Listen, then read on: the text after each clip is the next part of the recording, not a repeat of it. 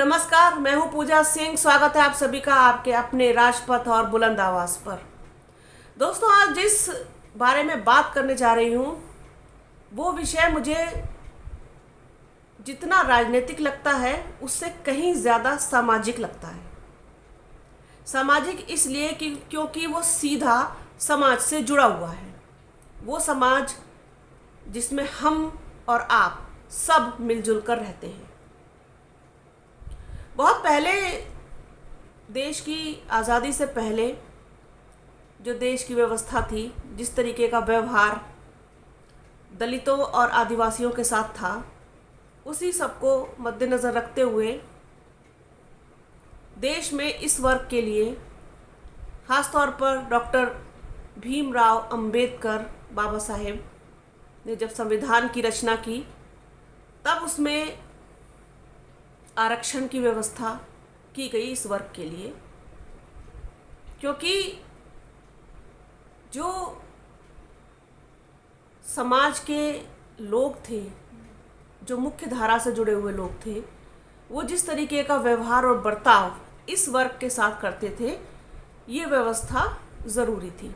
बस इस टॉपिक पर मैं यहाँ पर सिर्फ इतना ही बोलूँगी, क्योंकि इससे ज़्यादा इस विषय पर बोलने के लिए ये वीडियो फिर बहुत लंबा हो जाएगा और मैं अपने टॉपिक से फिर भटक जाऊँगी। तो ये हो गया, ठीक है। इसके अलावा SC/ST एक्ट जो है वो एक तरीके से इस वर्ग के लिए, यानी कि दलित वर्ग और आदिवासी वर्ग के लिए एक कवच का काम करता है, एक प्रोटेक्शन का काम करता है। आप ये देखिए कि ये एक्ट हैं जिसका इस्तेमाल अगर हो तो फिर आदमी लंबा जाता है अंदर। और जिस तरीके से आप देख रहे हैं कि प्रवेश शुक्ला वो अंदर हैं अभी।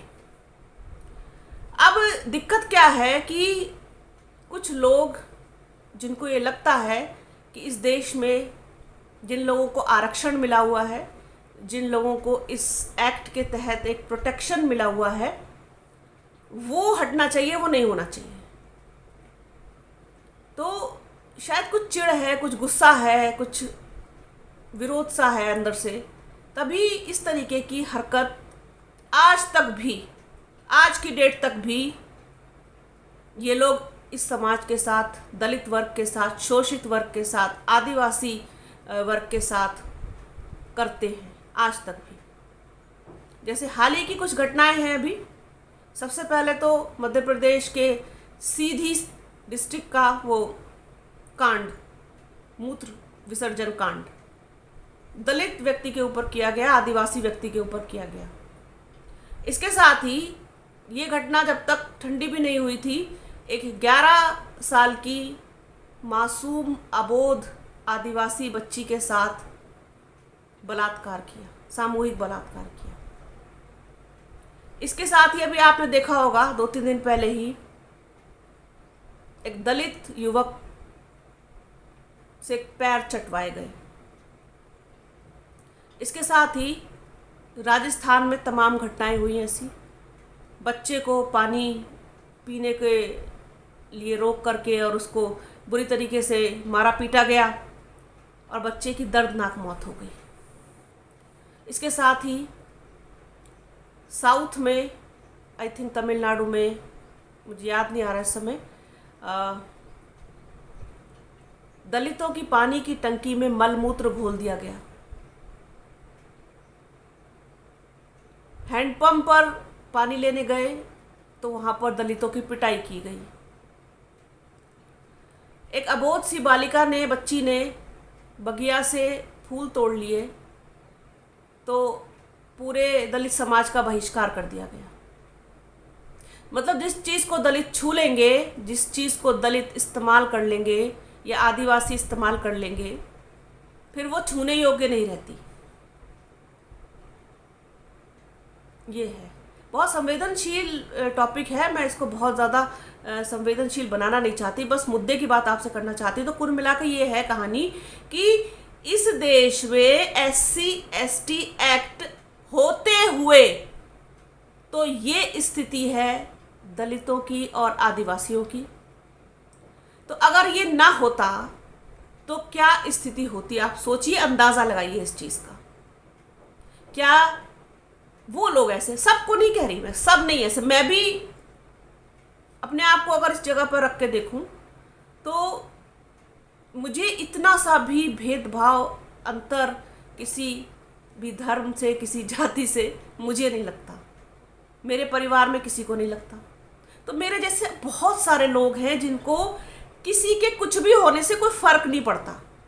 कोई व्यक्ति दलित है, आदिवासी है, अल्पसंख्यक है, वाल्मीकि समाज से आता है, सवर्ण समाज से आता है, कहीं से भी आता है, कोई भी है, हमारे लिए तो सब बराबर है, बहुत सारे लोगों के लिए बराबर है। तो उनको कोई फ़र्क नहीं पड़ता, ना ही उन्हें ये फ़र्क पड़ता कि इसके छूने से कोई चीज़ खराब हो जाएगी, या हम अछूत हो जाएंगे, या हम अपवित्र हो जाएंगे, या फिर जो है इनको जो बहिष्कार करना चाहिए इनका। ये सब देखिए, ये जहनी जो है तौर पर जो लोग बीमार हैं उनकी देन है, उनकी उपज है ये। अब अगर आप ये सोचिए कि SC/ST एक्ट होते हुए इतना बुरा हाल आज के टाइम में इस समाज का है कि क्या बताया जाए आपको। किस तरीके का व्यवहार आज भी इन लोगों के साथ हो रहा है। अगर ये ना होता या इसको ख़त्म कर दें ये, तो सोचिए क्या रह जाएगा फिर तो खुलेआम कोई भी किसी को भी जातिगत टिप्पणी करेगा, अभद्र व्यवहार करेगा, कुछ भी बोलेगा जो उसके मन में आएगा।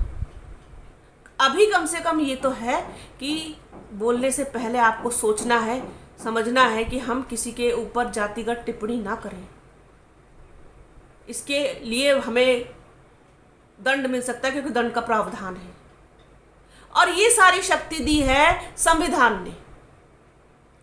संविधान ने, वो संविधान जो बाबा साहेब द्वारा निर्मित है, इस संविधान के लिए, इस सारी धाराओं के लिए, इन सारे एक्ट के लिए, इन सब के लिए ये देश, ये समाज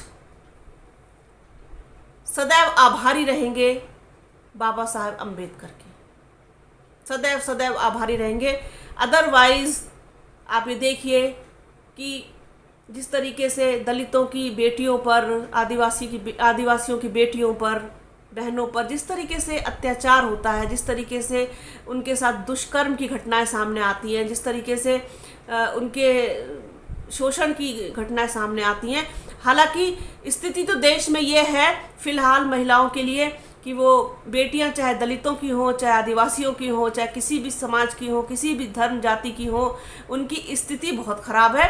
और जितना भी ये सरकार दावा करती है कि हम महिलाओं की सुरक्षा करने में सबसे आगे हैं, और रात के 12 बजे भी महिलाएं जो हैं वो जेवर पहन करके निकल सकती हैं स्कूटी पर, बताइए ऐसे अभी मतलब कहाँ पर है, कहाँ है ऐसी सुरक्षा, बताइए है कहीं पर भी? अगर हो तो बता दीजिए। अगर होती तो इतनी सारी जो बलात्कार की घटनाएं हो रही हैं, जितनी सारी ये सब अपराध हो रहे हैं, इन पर जो है अंकुश ना लगता। तो SC/ST एक्ट जो है एक प्रोटेक्शन है इस समाज के लिए, दलित समाज के लिए और आदिवासी समाज के लिए। वरना इनको, इन जैसे प्रवेश शुक्ला जैसे लोगों को चिढ़ ही इस बात की है कि ये दलित समाज से आते हैं, आदिवासी समाज से आते हैं, इनको आरक्षण मिला है और इनको SC/ST एक्ट की सुरक्षा प्रदान की जाती है, और सवर्ण समाज के जो लोग भी मजबूत लोग अपने आप को समझते हैं, वो इन लोगों की वजह से सजा पाते हैं।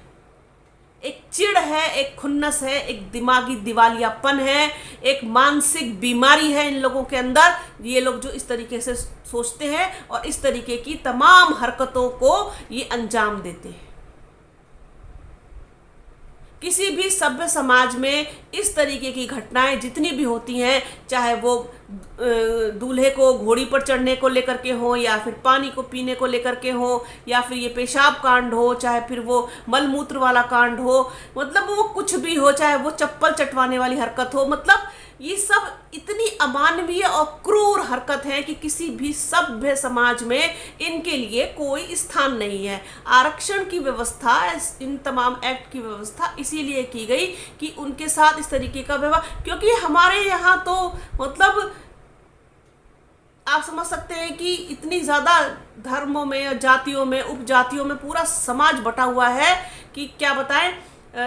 इसीलिए ये ज़रूरत पड़ी होगी और इसीलिए ये सब कुछ बनाया गया। अगर सब कुछ समान होता, सब कुछ एक होते, जैसे दूसरे देशों में होता है, सब गोरे हैं और सब ईसाई, वहाँ कोई जाति व्यवस्था है ही नहीं, क्योंकि कोई भी देश तब तक तरक्की नहीं कर सकता जब तक वो जातिगत बेड़ियों में जकड़ा हुआ है, क्योंकि जाति कभी जाति नहीं और जाति कभी ऊपर उठने नहीं देती। कभी भी किसी भी समाज का उत्थान नहीं करने दे सकती जाति। जब तक जाति की भावनाएं, जाति की जातिगत जो है चीज़ें दिमाग में रहेंगी कि ये इस जाति का है, वो उस जाति का, ये इस समाज का, ये उस समाज का, तब तक ना तो जाति जाएगी ना समाज में कोई सुधार होगा, क्योंकि जाति कभी जाति नहीं। तो बहुत दिन से ये टॉपिक मेरे दिमाग में चल रहा था, जितनी भी मुझे जानकारी है, जो समझ है, क्योंकि मैं बहुत संवेदनशील मुद्दे पर बहुत डीपली नहीं जाना चाहती, क्योंकि किसी की भी भावनाएं आहत करने का मुझे कोई मतलब अधिकार नहीं है और ना ही मेरा ऐसा कोई मकसद है। मैं हमेशा से अपने चैनल के माध्यम से ये बात आप लोगों तक बिल्कुल स्पष्ट कर देना चाहती हूँ कि मैं एज अ पत्रकार और एज अ सोशल वर्कर, क्योंकि मैं सोशल एक्टिविस्ट भी हूँ, मेरा खुद का एक एनजीओ है। हम गरीब, कमज़ोर, दबे कुचले जो लोग हैं, जो शोषित वर्ग है हमारा, जो मतलब जिनको ज़रूरत है, अब वो मैं ये नहीं कह रही कि वो दलित समाज है या आदिवासी समाज, वो कोई भी हो सकता है, ठीक है। उन लोगों के लिए हम काम करते हैं, उन लोगों की हमने बहुत सारे लोगों के लिए काम किया है, मदद की है बहुत सारे लोगों की, और बिना कोई धर्म और जाति देखे हुए। कुछ एक्सपीरियंसेस हैं मेरे ऐसे जो मैं आपसे कभी आगे चलकर शेयर करूंगी। उम्मीद है कि आप उस चीज़ को समझेंगे। मैं इसी चीज़ को बढ़ाने में और इसी चीज़ को करने में बिलीव करती हूँ कि इस देश में रहने वाला प्रत्येक नागरिक समान है, एक, कोई भेदभाव नहीं, किसी भी तरीके का जातिगत भेदभाव तो बिल्कुल भी नहीं। हाँ, रीति रिवाज सबके अपने अलग अलग हो सकते हैं, उसमें कोई इतनी वो बड़ी बात नहीं है, लेकिन बाकी आदमी देखिए समान है। सबको प्रकृति ने सेम बनाया है, सबके पास वही दो हाथ है, दो पैर हैं और एक दिमाग है सोचने के लिए और बोलने के लिए ज़बान है, सब वही है, सबके खून का रंग लाल है। तो हम उस चीज़ को फॉलो करने वाले लोग हैं, हम इस चीज़ को मानने वाले लोग हैं। बाकी अगर कोई ऐसा सोचता है कि ये इस समाज का है तो इसके साथ हम इस तरीके का व्यवहार करें, तो ये कदापि स्वीकार्य नहीं है और इसके लिए कोई जगह नहीं है सभ्य समाज में। तो बहुत दिनों से चल रहा था मेरे दिमाग में ये, जब से ये मध्य प्रदेश वाला कांड हुआ था, कि इस बात को लेकर के मैं कुछ बोलूँगी आप लोगों के साथ, कुछ अपने जो मेरे अपने विचार हैं उनको साझा करूँगी। तो आप इसी तरीके से बने रहिए राजपथ और बुलंद आवाज़ के साथ। हमारे चैनल को लाइक कीजिए, शेयर कीजिए, सब्सक्राइब कीजिए, बेल आइकन ज़रूर दबाइएगा, वीडियो को प्लीज़ अंत तक ज़रूर देखिएगा और मुझे बुरा भला कहने की बजाय इस बात पर ज़रूर गौर करिएगा कि मैंने जो कहा है क्या वो गलत कहा है। और प्लीज़ एडवर्टीज़मेंट भी पूरे ज़रूर देखिएगा। अपना और अपनों का बहुत ख्याल रखिए। जल्द मिलूंगी आपसे एक नए टॉपिक के साथ, एक नए मुद्दे के साथ, एक नई चर्चा में। तब तक के लिए जय हिंद, जय भीम, जय संविधान।